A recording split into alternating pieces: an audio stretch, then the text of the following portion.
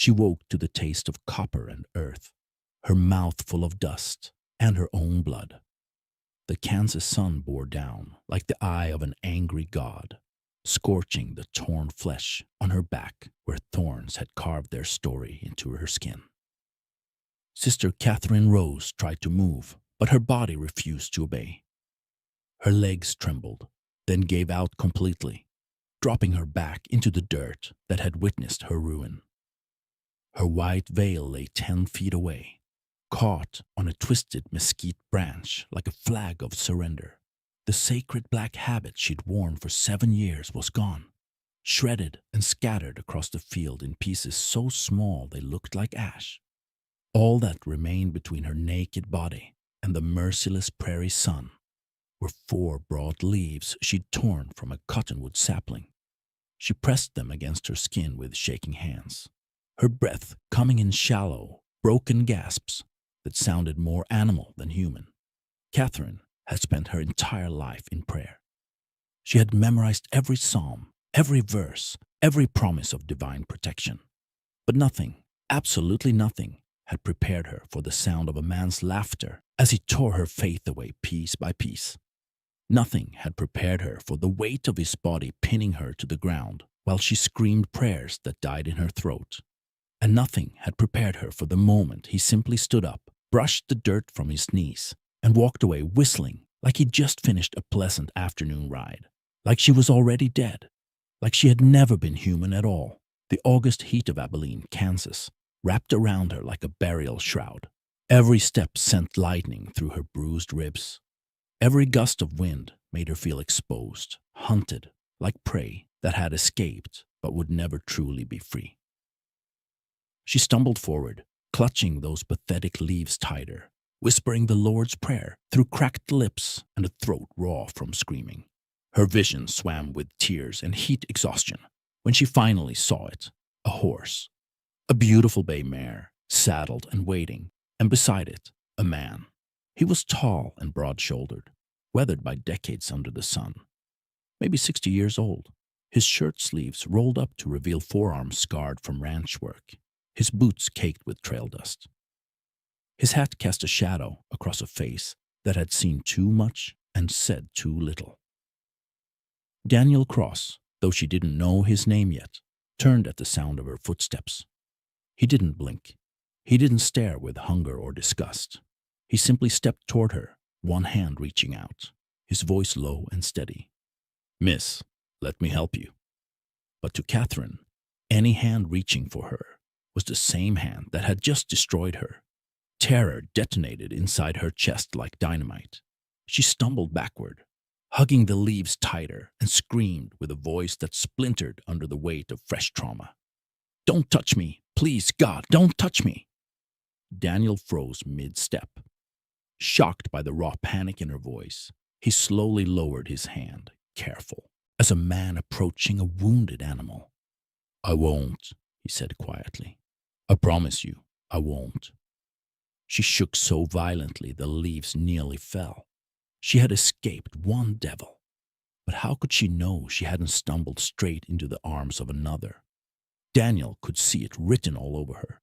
This woman had been through hell and barely crawled out. He didn't ask what happened. He didn't demand explanations or offer empty platitudes. He simply did what an old rancher does when something's broken. He shrugged off his long duster coat, laid it carefully on the ground between them, and said gently, "Take it if you need it. No rush. I'll be right over there by my horse." Then he walked away, gave her space, gave her choice. Catherine watched him like a rabbit watches a wolf, waiting for the trap to snap shut. But there was no trap, just a tired man with silver in his beard and something like kindness in his weathered eyes, standing in the blazing sun like he had all the time in the world. After what felt like an eternity, she stepped forward, picked up the coat, wrapped it around herself, and for the first time since the attack, she took a full breath. She thought the worst was behind her, but the shadow of what had happened was already following her down the road. Daniel led her toward his ranch, walking ahead so she wouldn't feel pressured, His mare followed behind them both, patient and calm. Even the wind seemed to shift, as if the land itself understood someone fragile had entered its borders.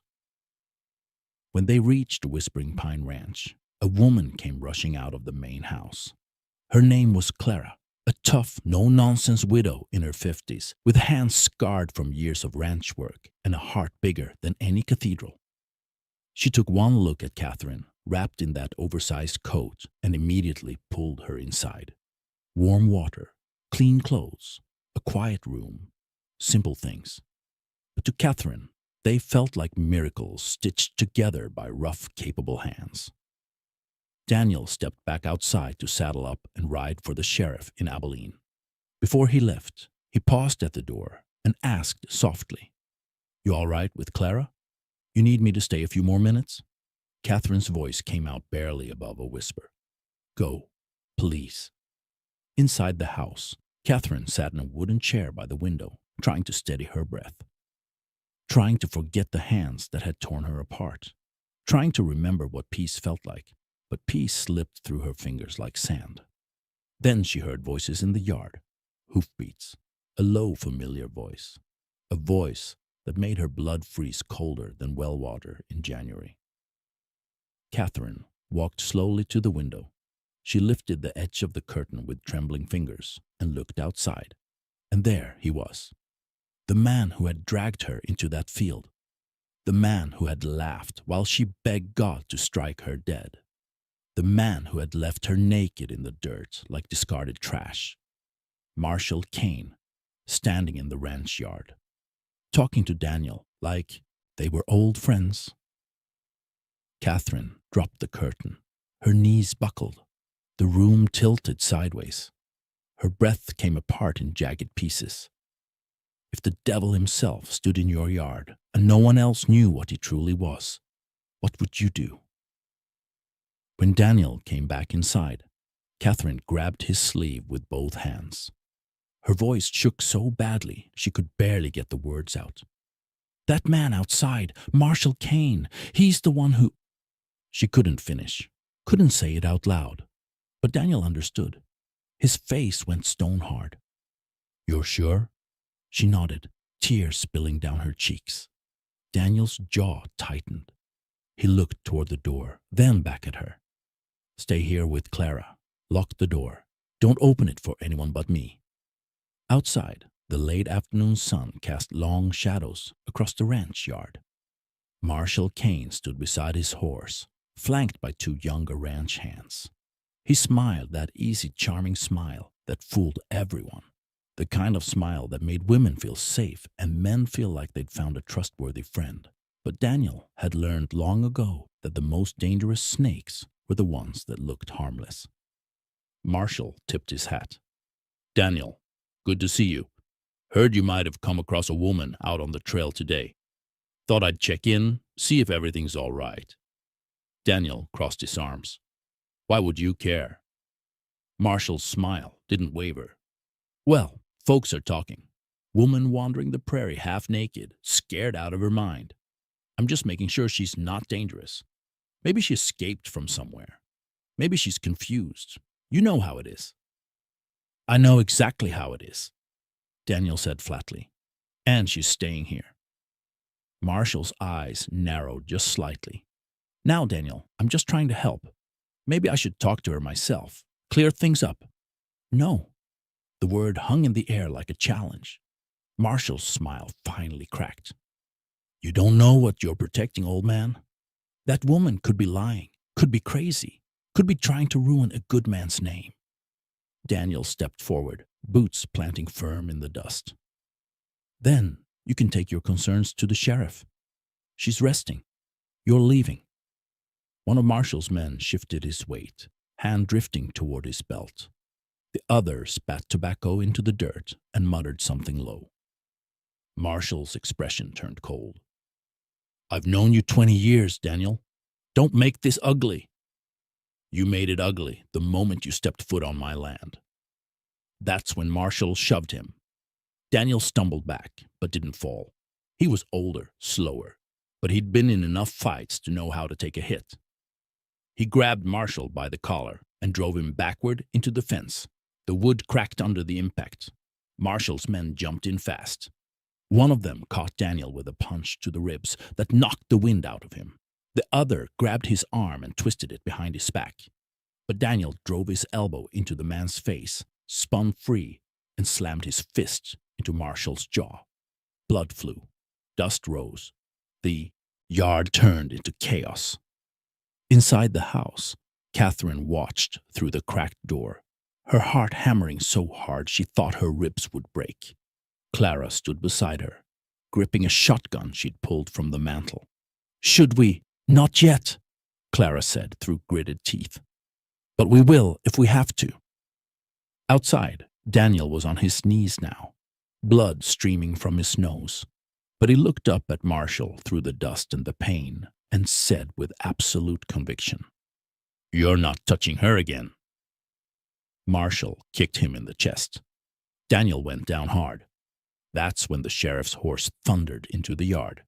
Sheriff Tom Brennan was a lean, gray-haired man in his 50s who'd seen every kind of evil the frontier had to offer. He swung down from his saddle, took one look at the bloody scene, and drew his pistol. "Everybody stop, now." Marshall straightened his shirt and put that charming smile back on like a mask. "Sheriff, good timing. I was just trying to have a conversation with Daniel here, but he got hostile." The sheriff looked at Daniel, who was wiping blood from his face. Then he looked at Marshall.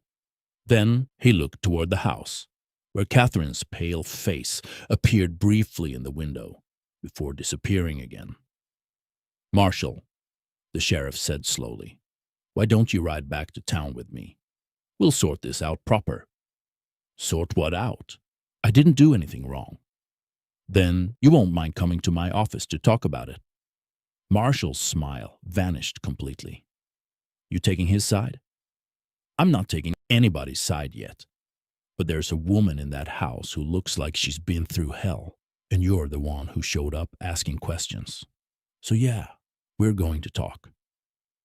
Marshall's hands clenched into fists.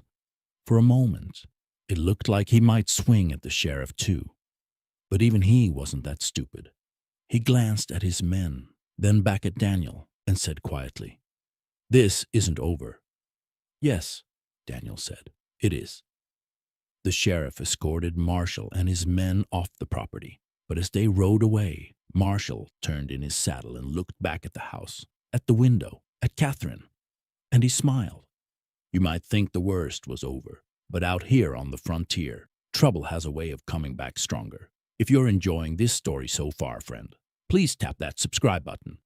And while you listen, pour yourself something warm, settle in, and tell me in the comments what time it is, where you are, and where you're listening from. Now, let's continue. The sheriff thought dragging Marshall into town would cool things down, but folks in Abilene talk faster than prairie fire spreads in August. By sunset, the whole town knew there'd been a fight at Whispering Pine Ranch.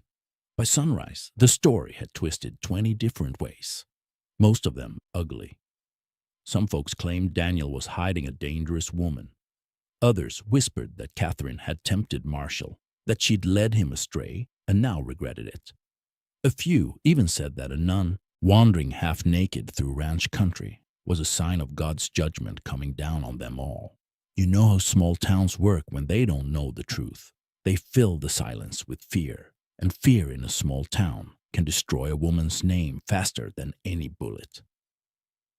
Catherine felt every stare when Clara took her into town for supplies 3 days later. Women clutched their children closer when she passed. Men looked away or looked too long. The general store went quiet when she walked in, like she'd brought a curse with her. She tried to help Clara carry the flour sacks, but her hands shook so badly she dropped one. It split open, white powder exploding across the wooden floor like snow. The shopkeeper, a thin, pinched man named Mr. Garrett, glared at her like she'd committed murder. "You're gonna pay for that," he said coldly. Clara stepped between them. "She didn't mean it, Henry. I'll pay." "Ain't about the flour," Mr. Garrett muttered. It's about the kind of trouble that follows certain people. Catherine's face burned. She wanted to disappear, wanted the earth to swallow her whole. But Clara grabbed her hand and pulled her toward the door, head held high, daring anyone to say another word. Outside, Clara stopped and looked Catherine in the eye. Child, folks gossip because they're bored and scared, not because they know you. Don't let their ignorance become your truth. But Catherine knew better. She knew the man who hurt her was now poisoning the town against her, turning her into the villain of a story she hadn't even wanted to be part of. And maybe it would have worked on another woman. But Catherine had fire under all that fear. She just didn't see it yet. Sunday came hot and bright. The church bell rang across the valley, its sound carrying for miles. Daniel told Catherine she didn't have to go, that she could stay at the ranch where it was safe. But Catherine wanted to stand on solid ground again. She wanted to look God in the face and ask him if he still saw her, if he still cared. Deep down, she wasn't sure she was ready for whatever answer he might give. So she walked into Abilene First Baptist Church with Clara holding her arm. Heads turned fast. Whispers spread even faster. And there, standing near the front pew in a freshly pressed suit, was Marshall Kane, acting like a pillar of the community, acting like nothing had happened. The pastor, an older man named Reverend Michaels, began the service with a prayer for peace and truth. But the air in the room felt thick, suffocating, like a storm waiting to break. Halfway through the sermon, Marshall stood up. He cleared his throat loud enough for everyone to hear and said, "Reverend, I think we need to address the elephant in the room." The church went dead silent. Even the dust stopped drifting through the sunlight. Marshall gestured toward Catherine. "That woman has made some serious accusations against me. Accusations that could destroy my life. And I think she owes this congregation an explanation. Maybe her story isn't what she told folks. Maybe she's confused. Maybe she's lying." Catherine's hands gripped the edge of the pew so hard her knuckles turned white. Her breath came in shallow gasps. Every eye in the room turned toward her. Daniel started to stand, but Clara put a hand on his arm and shook her head. This was Catherine's moment, her choice. Catherine stood up slowly. Her legs trembled. Her voice cracked when she first tried to speak. But then she took a breath, looked Marshall Kane straight in the eye, and let the truth pour out. She told them about the wagon road outside of town, about being dragged into the field, about the torn habit, the laughter, the pain, the humiliation, about being left naked in the dirt like garbage. And when she said Marshall Kane's name, the air snapped like a rope pulled too tight. Some people gasped, some covered their mouths, some looked away in shame, not at Marshall, but at her. An older woman near the back clutched her Bible and muttered loud enough for everyone to hear. She must have done something to provoke him. Good men don't act that way without reason. A rancher, too, rose up, shouted, "Where's your habit now, sister? Why should we believe you?" Another voice called out, "Decent women don't end up in situations like that unless they want to." Catherine's vision blurred with tears, but she didn't back down. She didn't sit down. She stood there in front of God and everyone, waiting for someone, anyone, to believe her. That's when a young ranch hand near the middle of the church stood up. He was pale as milk, hat twisting in his hands. His name was Jacob Miller. He couldn't have been more than 19. His voice shook when he spoke. I saw it. The church went even quieter, if that was possible. I saw Marshall drag her off that wagon road. I was riding fence line that day, and I saw him pull her down into the field. I heard her screaming, and His voice broke. I was too scared to do anything. I rode away. I told myself it wasn't my business, but I can't stay quiet anymore. I saw what he did. The room erupted. People stood, shouted, pushed forward. Some yelled at Jacob, calling him a liar. Others turned on Marshall, demanding answers. The Reverend tried to restore order, But his voice was drowned out by the chaos. Marshall's face went from charming to furious in the span of a heartbeat. He pointed at Jacob and snarled, "You're lying to protect a whore." That's when Daniel moved. He rose from his pew, walked straight down the aisle, and stood between Marshall and Catherine. He didn't shout, didn't threaten. He simply looked Marshall in the eye and said, "Enough." Sheriff Brennan, who'd been standing in the back of the church, pushed through the crowd. His hand rested on his pistol. "Marshall Kane, you're coming with me." Marshall tried to run. He shoved past two women and made for the side door. But Daniel stepped into his path. Marshall swung at him. But Daniel caught his fist and drove him backward into the wall. The sheriff pulled them apart and slapped iron cuffs on Marshall's wrists. "You're under arrest. You'll answer to a judge." Marshall spat blood and laughed bitterly. "You think this is over? You think anyone's going to believe her over me?" "They already do," the sheriff said quietly. And he was right. Marshall Kane didn't walk free that day. The sheriff took him straight to the county jail to await trial. He spat threats and curses all the way down the street, swearing he'd be back, swearing he'd make them all pay. But the iron door of the Abilene jail slammed shut on his promises. Back inside the church, Catherine stood in the sunlight streaming through the stained glass windows, and for the first time since that terrible day, she felt like she could breathe without shaking. Daniel walked back to her, slow and gentle, like he was approaching something fragile and precious. She looked up at him, tears streaming down her face, and whispered, "I'm not a nun anymore. I can't go back to that life. I don't feel worthy." Daniel took a slow breath. When he spoke, his voice was rough but kind. "Child, worth isn't something people give you. It's something you carry, even when the whole world tries to rip it off your shoulders." Those words changed something deep inside her. For the first time since that day in the field, the voice inside her head didn't say ruined. It said maybe she could heal. Maybe she could be whole again. She stayed at Whispering Pine Ranch after that. She helped Clara with the cooking, tended the garden, and started teaching the children of nearby ranchers who had nowhere else to learn. And day by day, step by step, she began to stand taller. A full year went by. The cottonwoods turned gold, then bare, then green again.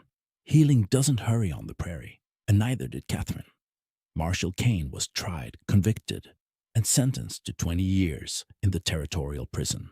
The town that had once whispered ugly things about Catherine now spoke her name with respect. She'd become something of a legend, the woman who'd stood up to the devil and won. One quiet evening, as the sun bled red across the prairie and the crickets started their song, Catherine set down the coffee pot, looked Daniel straight in the eye, and said, "I love you." She said she loved the man who'd listened when no one else would. The man who'd stood between her and the darkness. The man who'd shown her she was more than what had happened to her. Daniel didn't answer right away. Older men take their time trusting joy. But he finally smiled, really smiled, and said, "Then stay with me. Not because you need a home, but because you deserve one." They married beside the Smoky Hill River under a cottonwood tree that whispered in the wind like it approved. And the town, the same town that had once whispered ugly things, came to bless them. Their story became something folks repeated for years after. Not because it was tragic, but because it proved something simple and true. Courage grows when one person chooses to stand with another. And healing begins the moment someone looks you in the eye and says, without a single doubt in their voice, "I believe you." What about you, friend? If you'd been in that church, would you have stood for Catherine? Or would you have waited for someone else to speak first? If this story touched your heart, please give this video a like. And if you enjoy these old Western tales of courage and redemption, subscribe to the channel so you never miss the next one. Now pour yourself something warm, sit back, and tell me in the comments, what time is it where you are, and where are you listening from? I'd love to hear from you. Until next time, may you always find the courage to stand for what's right, even when the whole world tells you to sit down.